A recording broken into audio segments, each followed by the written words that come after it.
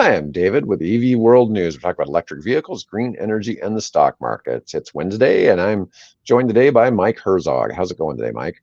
Doing great, David. Working from home for the day and got my blurry background on because my office doubles as a kids' coloring zone. Oh, So that's okay. here That's we are. okay. We got no issue with that. So today we're going to cover the second most popular EV in Europe now. It's something new. We're going to cover a New York Times article about how affordable EVs have become in the United States all of a sudden. And we're going to talk about a company that has just started making EVs in the state of Georgia. We're going to talk about super fast charging, 800-volt charging that'll basically lead to adding about 5 minutes charging times, and where's that's going. And I was thinking this was something that was going to come up like in 5 years. It's starting this year, so Yeah. it's a matter of it rolling out. Volvo issuing the world's first battery passport is another topic we're going to cover. So let's start out talking about what's going on in Europe with the top selling cars. So the very first car, and it's coming to America later this year, is the all-electric Volvo EX30. Now, what's unique about this EX30 is that this is a small SUV, and let's see if we get better images here of it. And of course, since it's an SUV, it's ugly. No, it's not ugly. They forgot to make it ugly. I personally like the Volvo EV designs. I don't know, for whatever reason they just pop a little bit too No, many I colors. think it looks really good. Yeah. Now, it is 4 doors, but they call this a small SUV. I'm going to assume it's about the same size as a Ford Edge, or I maybe a think so. RAV4. To me, that looks like a RAV4, a CRV, a Ford Edge, kind of in that class there. Now, they're selling it in Europe for, I believe, and this article talks about it a little bit, but I just wanted to show this. It is in the United States, it's going to be at $35,000, and it's coming here later this year. In fact, you can already order them from Volvo, and they're expecting to deliver them by the end of the summer. That's crazy. So that's only a couple of months away, and that is really inexpensive. And so for April, the EX30, which was just released, ended up in second place for EV sales in Europe. Now, always the 800-pound gorilla of car sales is the Tesla Model Y. But when you look at this was for the month of April, and this included the light blue are all electric, and the dark blue are plug-in hybrids. Plug-in hybrids, yeah. But so I don't know, this 9,400 Tesla Model Ys was followed by the Tesla Volvo. I like it has a Tesla logo there with the Volvo. With the Volvo EX30 8600. I mean, that's just barely a difference there. And they were far ahead of the Volkswagen ID4, which I've seen ID4s here in the US. They don't seem to sell as well here. I see them every once in a while, but not often. Not often. No. I mean, they pop up, but I personally, I'm going to say I like the look of the Volkswagen ID4s as well. I think that's a sharp looking vehicle, but can you scroll back up? I wanted to see the specs on this guy again, just to see how it's gonna compete out there. Are you talking about on the I'm sorry. Yeah, sorry, the web page there. Yeah. There we go. So yeah, estimated DC fast charging 10 to 80%, 26.5 minutes. Energy consumption per 100 miles, 26.5 kilowatt hours. And that means basically you're getting about 4 miles per kilowatt hour, which is a little better than range than you get out of the Teslas. 0 to 60 in 3.4, which that's important to everybody driving a small SUV. And the range, it says EPA testing in progress. I'm just going to guess it's probably going to be, well, what do we got? It doesn't say the size of the battery, does it? I didn't. That's what I was looking for, to see if it was I mean, pretty standard anymore. If it's going to be all electric, 200 to 300. I mean, at that size, I don't know how many more. I would guess it's going to be about 250. Yeah, most of your cars, their standard range is usually about 250. Oh, here we go, 70. So that's about 280. Yeah. It's not bad. That's not bad. No, not at all. And it says 26 minutes for 10 to 80%. You have a lot of these articles about fast charging talk about how quickly you can go from 20 to 80%. So sometimes you see different numbers referenced in this particular range of where that will go. But I think it's a sharp looking car, and it's a Volvo. So, it's going to be, people usually think of safety when they think of Volvo. It's going to be safety. It's it's a luxury brand. It's going to have nice features, nice interior. I think it's going to have the electronics you want. It's going to connect with your phone. It's going to do all the bells and whistles that you want to see with it. And at that price point, I want to say it's affordable. Just for where the current car market is and how expensive everything is at $35,000 starting place. That's not an inexpensive vehicle.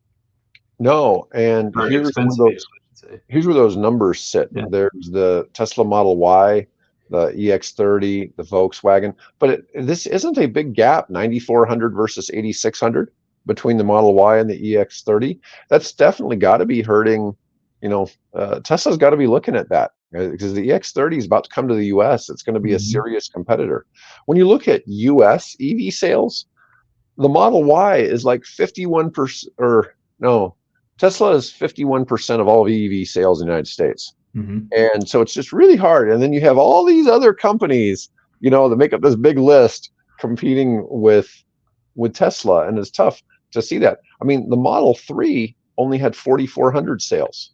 Now, one of the arguments is that the Teslas are starting to have a dated look.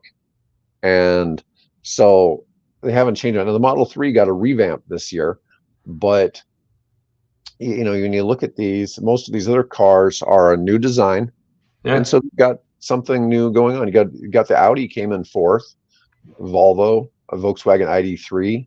I don't know what that's very interesting to me now that you bring that up. And have you heard any rumblings about that? About better designs, hey, we're going to come out with a new exterior look, new interior, because that's it's the same car business. And it's all the major ones, all the traditional gas cars. Yeah. Every 5-10 years, like, oh, we've got to revamp this. It's not cosmetic changes. This needs to look different.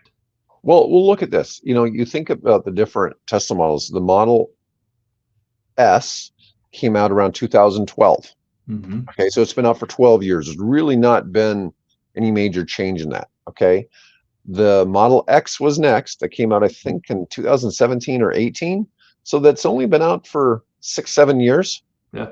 Yeah. So I mean, it'd be coming to a time where maybe there should be some changes, but is it really time yet? And then the Model 3 came out 19 or 20.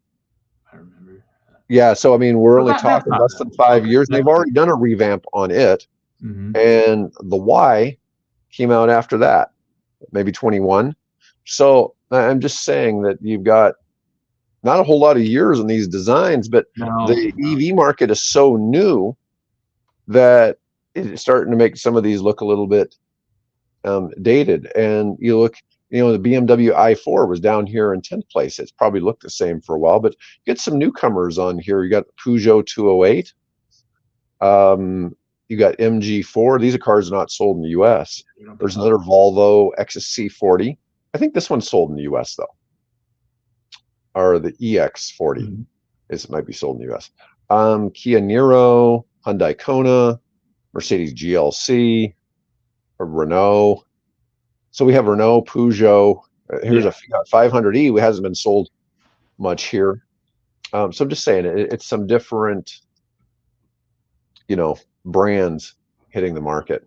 All right. I mean, Tesla is such a unique look. It's Tesla. I mean, it looks like a Tesla when it comes through, and it's just, you got my wheels turning a little bit thinking about that, where that's part of the car cycle. Is redesigned looks, and in some cases drastically redesigned looks. And I just wonder how that fits on their roadmap.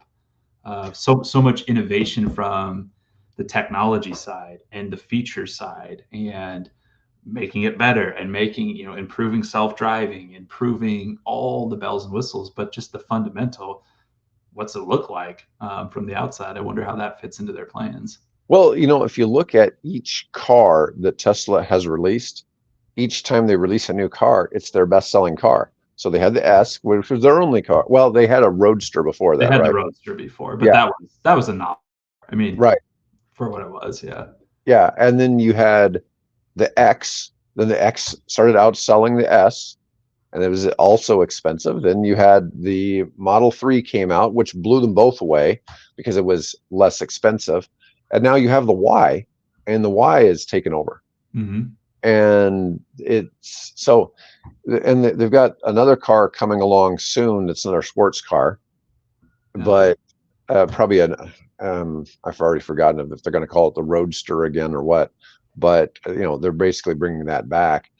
But they've also got, they're supposed to bring the Model 2 or some other sub $25,000 EV out in the first quarter of next year, which they've given no sneak peek looks or anything.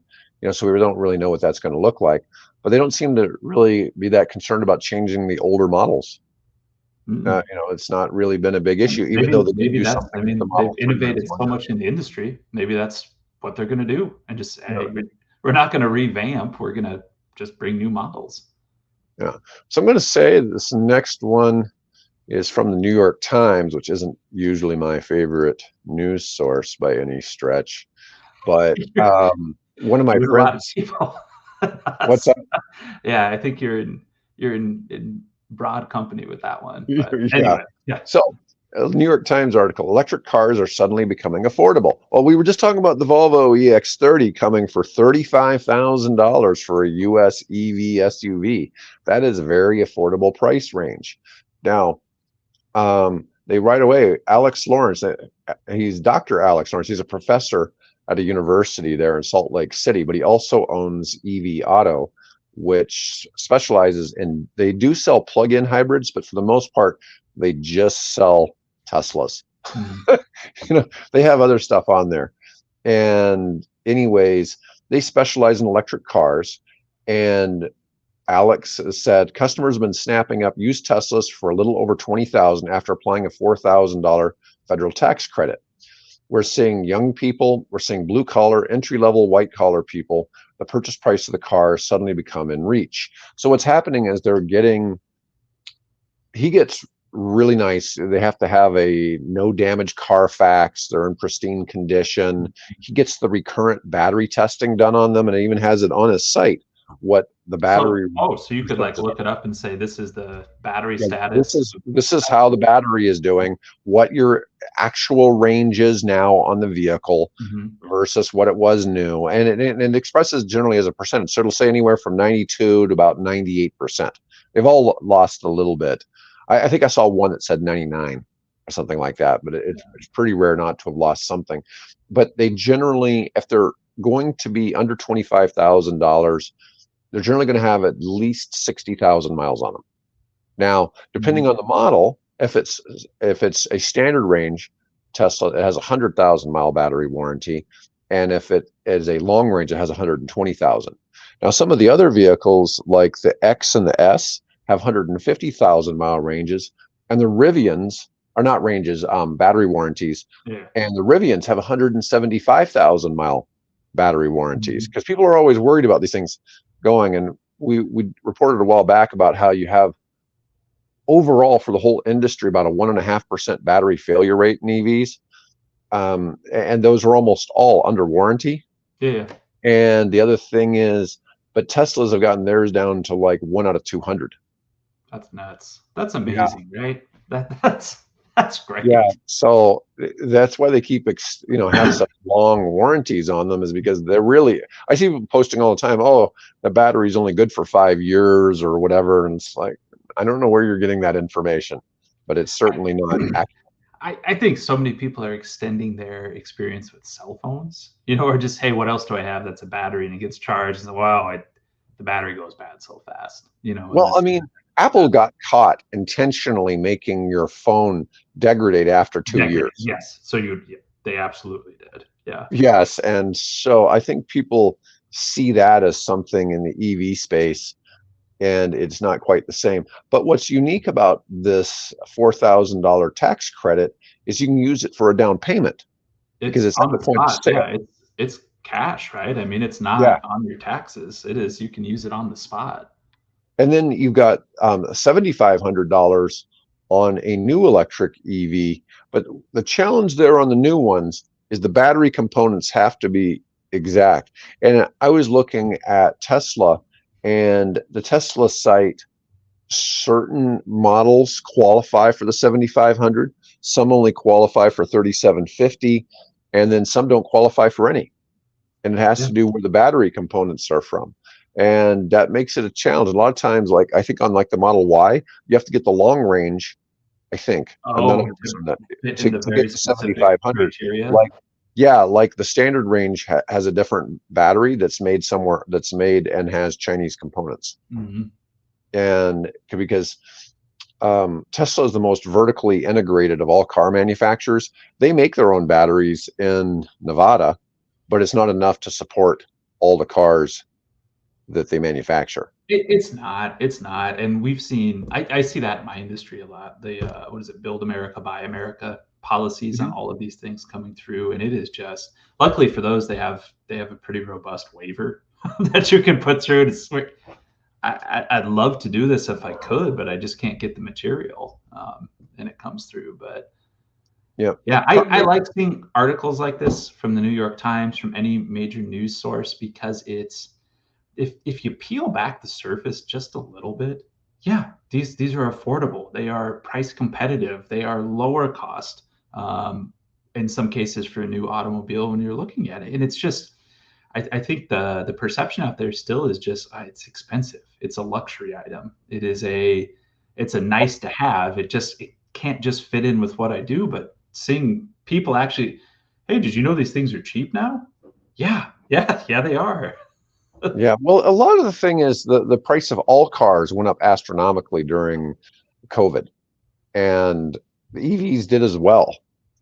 And so it changed a couple things. For one, it made the cars more profitable for the dealers. So the dealers made more money because on the cars they were able to sell when they had product to sell. But so it grew their margins, and slowly stuff has been coming back to earth. And it's been hard to comprehend because you have a couple of things going on. Car prices have declined. EV prices have declined. The cost to make EVs has gone down a lot. And it's both as the manufacturers get better at mass production, and the fact that the batteries keep going down in price. I get people all the time, what batteries are going down in price? They're trying to tell me there's not enough lithium to make all the batteries. It's like, well, if there wasn't enough lithium, they wouldn't have halved in price in the last 2 years. Yeah. And so there would be, because it's not like the demand for EVs hasn't been going up. But it's interesting. This article quote said, car makers from Tesla, Ford, GM, and Stellantis, which owns Jeep, have announced plans for EVs that would sell new for as little as $25,000. And so and then when you start putting in, if the tax credits still exist, those are going to be some really inexpensive cars. And it's saying even if Republicans gain control of the White House and Congress and they follow through on promises to dismantle electric vehicle subsidies, they shouldn't be able to undo the market forces that are currently pushing down prices in EVs. So that's good news for the market. Electric cars, sales of which slowed, are still averaging 55,000 in the United States in April. So that means people are still buying more expensive EVs tend to. I mean, you look at a lot of the newer ones. I mean, like the Chevy Silverado is $95,000. The Hummer E, whatever it is, it's like $120,000. You've got a lot of them. You've got all the Mercedes ones and BMW ones are really expensive. So you've got a lot of high-end ones, but you've got some cheaper ones. When you start dealing with the Hyundai Kona, the Ioniqs, Model 3, and that's every chance I get, I tell people about that. It's like, just look at Hyundai, look at Kia, just pay attention. Not just for EVs, but those vehicles in general, and where they're at from where they were 10, 15 years ago. They're not the same. They're not the same brand anymore. It's not the same car it was. No, and even in the gas cars, when you look at how nice, and you and I were talking before we went live about Hyundai and Kia got like a design team. I think, no, not 100%. They came from Audi. They came from one of the German companies, and all of a sudden, the cars look fantastic, Mm-hmm. and it's really a different look. They look far more European than they do, like you know, like the Korean cars did. Mm-hmm. And I always remember in the episode, there was an episode of MASH. Did you ever watch MASH? You might not be old enough to even know what MASH was. A little It was a bit, a little TV bit. comedy about the Korean War. There was more days in the TV show than there were actual days in the Korean conflict. Okay, because the show ran for like Right. 12 So years or something like that. Anyways, they needed a specialized surgical instrument, and the Koreans made them some surgical instruments, and they put engraving on it, and I always try to remember, it was something like Korean something will not fail, or something like that. It was just it was an interesting little anecdote. I wish I could remember. If somebody's watching and can remember, put it in the chat or the comments, if you can remember what that quote was about the surgical instrument from Korea. But it's really funny because most people's perceptions of the Korean cars are crap, and that was my perception of them up until the last year or two. yeah. And they Oh, really have, some of the newer models are beautiful. Now I look at like a BYD or something like that. It's like, that's what I expect. That's why I'd expect a Kia to look like, a Hyundai to look like. And it's no, not anymore. They've really taken the look seriously, I would say. yeah, no, and that's one of my big complaints about EVs over the years, is that anything that was designed to be efficient was also meant to be sold cheap, and was meant to look cheap, so that it wouldn't detract from the They're car top end. manufacturers' higher margin products. And that's why when you get these companies now that are only making EVs, their cars look nice because they're all electric. They're not competing with some more expensive gas powered car that they do Oh, themselves. 100%. That was my rub with EVs for a long time. I just want one that looks like a car. From a reputable manufacturer. It doesn't have to look like a spaceship or a big Tylenol or whatever that thing BMW put out all those years ago. Like, oh my gosh, Oh, the i3. the i3, like, can it just look like a car that happens to be Oh, right. electric? It does. The i3 really stands out. I know people that have those, and they really look different. All right. Mhm. So now here's one thing. So as part of the Inflation Reduction Act, um, Kia and Hyundai decided to start making some cars in the state of Georgia. And they are just this past week, they rolled off the first Kia EV9 made in the United States. Now, by making in the United States, this makes it eligible for the $7,500 federal tax credit at the point of sale. Now, I've seen one of these driving around Papillion, but it had to have been one made in Korea. It wasn't one made here, but it was this same color. I saw it driving down 72nd a couple days ago, and I was looking at it. It's like, that's an EV9, And anyways, it is a 3-row Kia, so it's got 3 rows of seats, and had the major drawback being built in Korea, and you couldn't get the $7,500 tax credit unless it was leased. And now it's an American-built SUV.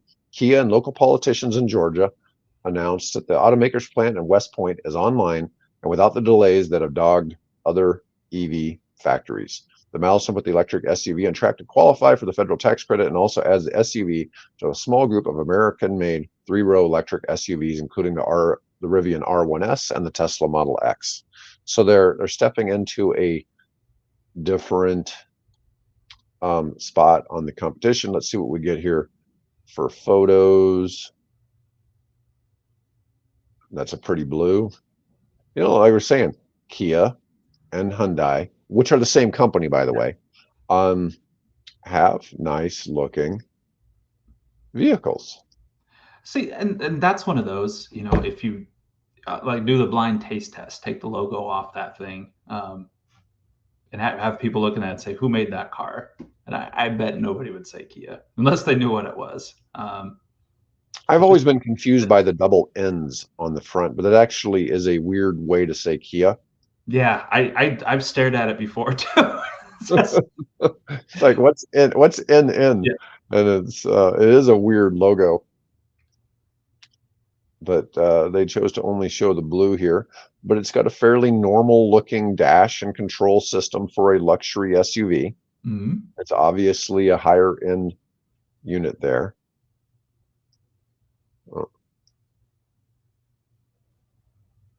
And then it's It's a got a sharp touch car. screen I'm there. sure it's comfortable. I bet it drives nice. I mean, it's a sharp looking vehicle. I mean, other than the fact that we're telling you it's an EV, you wouldn't know by looking at it, although it does have a frunk. And there we go. It's pretty cool. 5 trims, 6 or 7 seat configurations.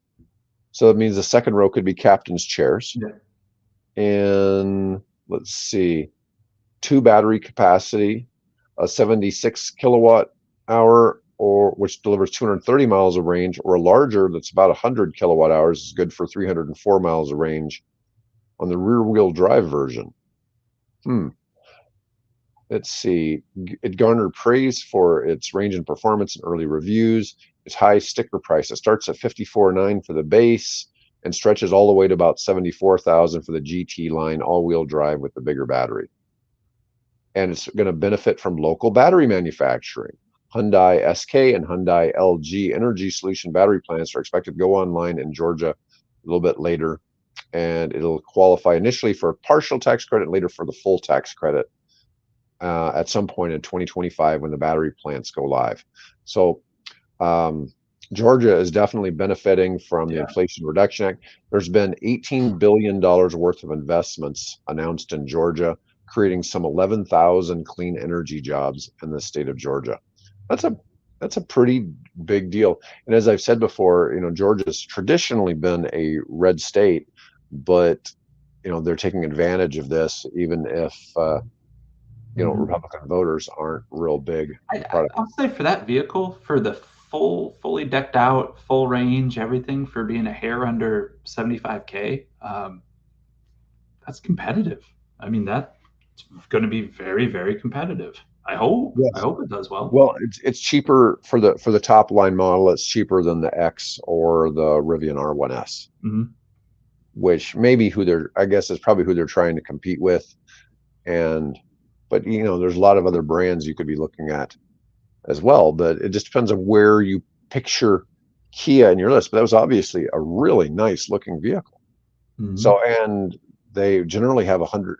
I don't know what the Kia warranty is. It might be 60,000 miles. I know Hyundai is 100,000 miles, but the battery goes beyond that. Battery goes further. Okay. Yeah.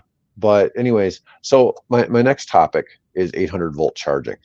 So this was one that you hear all the time. Well, who wants to go sit and charge for 45 minutes or whatever? So, and we've talked a little bit about this before. So here are all the EVs with 800-volt charging available in 2024. Now, the significance of this is that there are already 800-volt charging stations in New York City.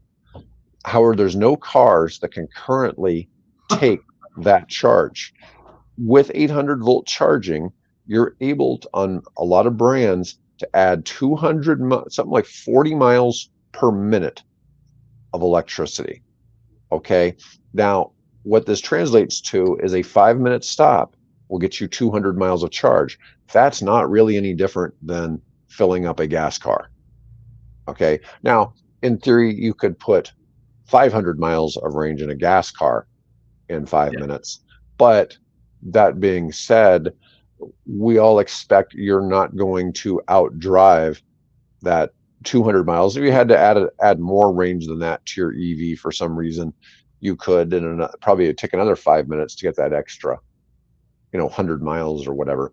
But here are all the cars that are coming up on this, and this is a big deal. So there's only a handful of chargers in the United States so far that can take this type of architecture.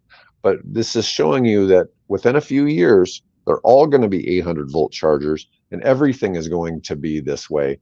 And so this whole thing about, EVs charge too slow. Well, here's all the cars available on 2024 models with this. This is a huge deal. the Audi e-tron, the Chevy Silverado EV, the Genesis GV60. We got 3 Genesis models. And look at all the GMCs, Hummer EV, the Sierra EV. Now, mind you, most of these are really expensive ones. Is that one of their trucks?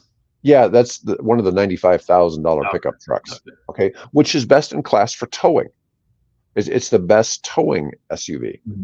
Okay, but it's the Sierra and the Silverado are essentially the same vehicle. Okay. We got the Ioniq 5, the Ioniq 6. Wow. Kia EV6, Kia EV9, a couple of Lotuses. I haven't seen those here in the United States. Lucid Air, Lucid Gravity, Porsche Macan, Porsche Taycan, Ram 1500. Now that's a plug-in hybrid that's about to come out, and the Tesla Cybertruck. So all of these vehicles are capable of taking 800-volt charging. But these are all 2024 models. It wasn't available last year. So you're not going to get this feature in a used EV, but it just goes to show that, you figure it's moving that direction. And this is my engineering piece of it. Hopefully what I bring to it is power equals voltage times current. And especially in DC, direct current applications. So if you double the voltage, go from 400 to 800, you effectively double the power transfer. And it's more complicated than that and goes to it, but it's also, with so many of these applications, current is your limiting factor. It's how many amps, how many electrons can you actually get to go through this wire as you're moving through this step.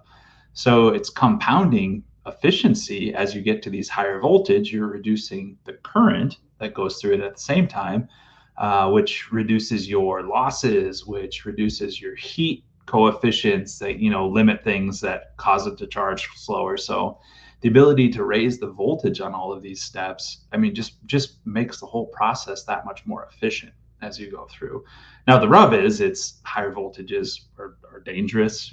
There's more safety features. You have to put in a little bit more insulation. You have to put in a little bit of extra stuff in there. But on the same hand, if they're able to incorporate that to the vehicle and continue potentially to up voltage levels and still do it in a safe manner, it makes these processes that much more efficient in going through. And it already is. A 5-minute charge time. That's crazy. I don't barely have time to go get my, walk in and use the bathroom and get my slushie by the time the car is done charging, as you go through a spot like that. But I love to see it. You're still on mute, David. Well, I could just keep talking for a while on mute. I'll just nod my head. Yeah, I agree with everything. I've done one of the shows before where we didn't record it. It's so you just don't know. But the only thing that was noticeable from the list was they were all fairly expensive, with the exception of the Hyundais and Kias. So that was one thing. It was mentioned in the article. It doesn't mean that every EV is going to have it, because of the fact that the automakers aren't breaking down their pricing to show how much more you're paying for the 800-volt system. You just have to evaluate your purchase as a whole and just know that that's part of the feature. It's going to certainly be something to look for, because the higher that voltage is, the quicker your car can charge.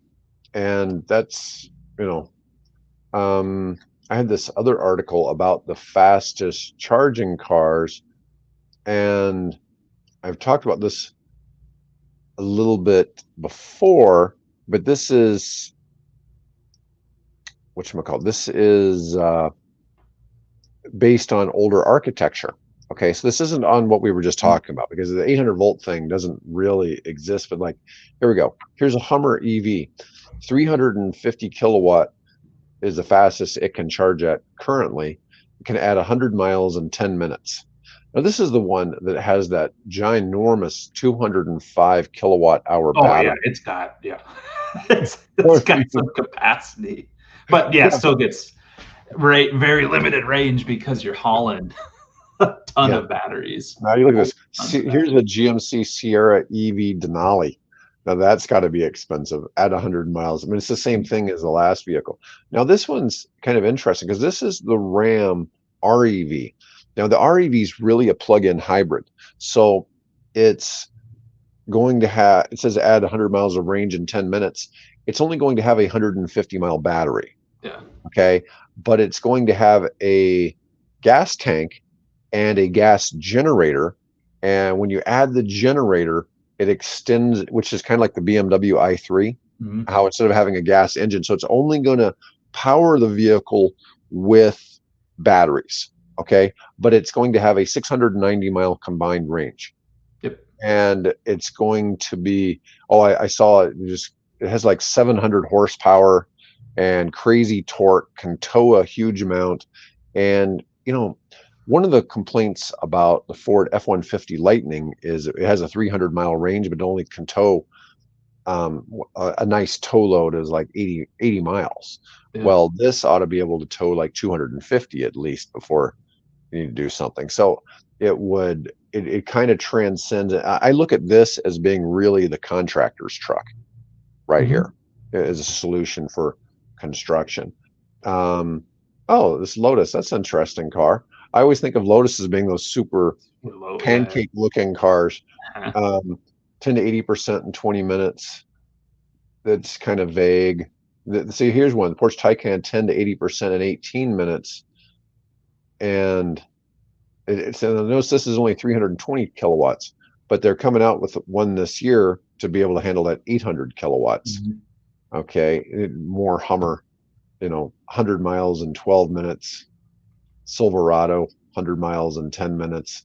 Now, the Lucid Air can add 200 miles in 12 minutes. It's currently the fastest charging vehicle out there. And it ought to be for what they cost, because they range anywhere from about $100,000 to $250,000. So that's ought to be able to charge fast. Nice car. It's a nice car. Yeah. But it's you look at that and like I didn't see Tesla's on there. However, I mean their V4, I mean that's 300 to 350, isn't it? I know their V3 charger is 250 kilowatts. You got to remember the asterisk doesn't include Tesla. Yeah. And that's what I say. You look at those and it's noticeably missing because they've been building their chargers that big for years. A while. Yeah. I mean their new models are terrifying for me as a grid planner. Oh my God. You can't put that much power there. I'm amazed at how many people seem to intentionally forget to mention Tesla in any conversation about EVs. So there's something new coming out called the battery passport.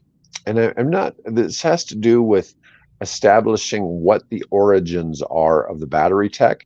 So the United States isn't the only company that wants to, or the only country that wants to enforce rules on where the batteries come from. The European Union wants to do it too. Now here's a Volvo EX90 EV in Europe. That's another nice looking, like you're saying, all the Volvos look really nice. But how much different does that really look than the Kia? Yeah, exactly. I mean, if you took the badges off, you might get them mixed up. So that's a big deal. But Volvo Cars is launching the world's first EV battery passport, recording the origins of raw materials, components, recycled content, and carbon footprint for its flagship EX90 SUV, which is about to start production. It was developed by Volvo, which is owned by China's Geely, in partnership with UK startup Circular, which uses blockchain technology to map supply chains for companies, and took 5 years to develop. Let's see, the battery passports will be mandatory for EVs sold in the European Union starting in February 2027, showing the composition of batteries, origin, carbon footprint, and recycled content. Let's see. Volvo's head told Reuters that introducing the passport nearly 3 years before regulations kick in was aimed at being transparent with car buyers, as the automaker targets producing only fully electric cars by 2030. It was really important for us to be a pioneer and a leader. One of my friends, his sister is high up in marketing with Volvo back in Sweden. And, it's interesting to see what, some of what their thoughts are. I don't want to call that a gimmick because it's important, and I know people want to see that and what it goes through, but it's tag. Here's your We can trace this back. We can prove it. We can do all of these things, and maybe it's going to help with resale, especially in collecting tax credits, and you don't have to go scurrying around looking for things. But I think at the end of the day, when you look at a car, does this car make my life easier or more difficult? Is it more fun or less fun? And does it solve my needs? And is it in my budget?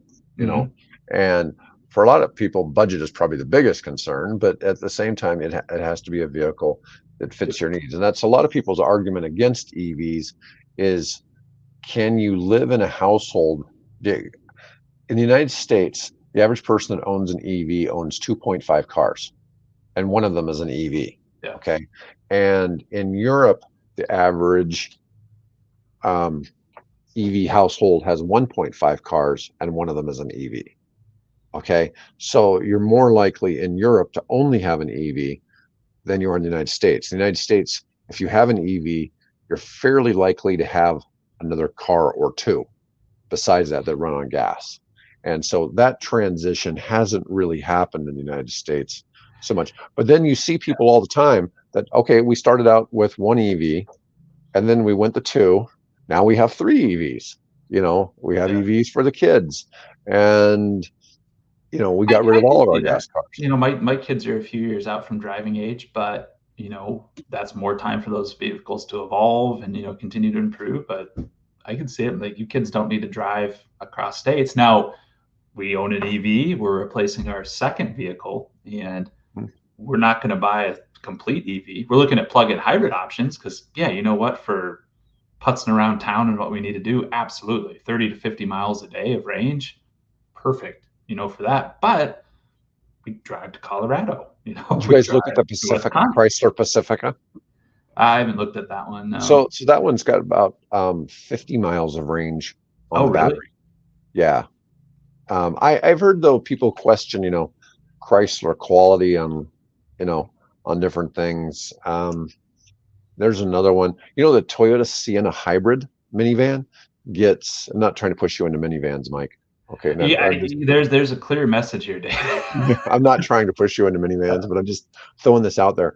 The Toyota Sienna hybrid has like a 2-year waiting list almost at a lot of dealers around the country. Oh, they're insane. But it's not a plug-in hybrid. It's just a regular hybrid, but it gets 36 city and 36 highway. And some people claim they get even more than that. At that. But that's the message we got from them of, put your name on the list. When it arrives, we will call you. You have about 8 hours to make a decision. Otherwise, the next person in line is going to get it. And you're going to pay over sticker. You're going to pay, you're going to take what you get, and that's it. And okay, that vehicle's super popular. Super popular. Yeah. So anyways, those things are just tanks, though. I mean, they run and run and run and run, and well, anyways, Mike, that was all we had for today, and appreciate you being on. And we'll be back next Wednesday. And otherwise, folks, we really appreciate everybody chiming in and watching with us today. And hopefully, I think Bill may be back tomorrow. He deserted us for a week and went out to the land of leftists out on the left coast, and he'll come back with some stories of all the EVs he saw driving up and down, around Seattle, where it's probably about every fourth car is probably an EV. It's really hard to fathom when you live where we live, and it's like, oh, look, there's an EV went by. I've now seen Cybertrucks like 3 times in Omaha. I still haven't seen one. My kid saw one and made note of it. He said, "Dad, I saw one of those driving the other day." It's like, nice. I still haven't seen one. Yeah, I haven't seen any that have been modded in any way or that have the wraps. I've only seen the stainless steel colored ones. Okay. So I've just seen the basic ones, but I've had other people tell me they've seen them with wraps around Omaha and different looks. But yeah, here, seeing an EV is just kind of random, and when you go to other parts of the country, shoot, you go to an airport in LA and all the Ubers are Model 3s, or they're either pretty much Corolla hybrids or they're Model 3s. You pretty much don't see much else anymore. No, I mean, they figured it out. Like, that's yeah. Anyways, all right. Well, Mike, thanks for doing the show today, and folks,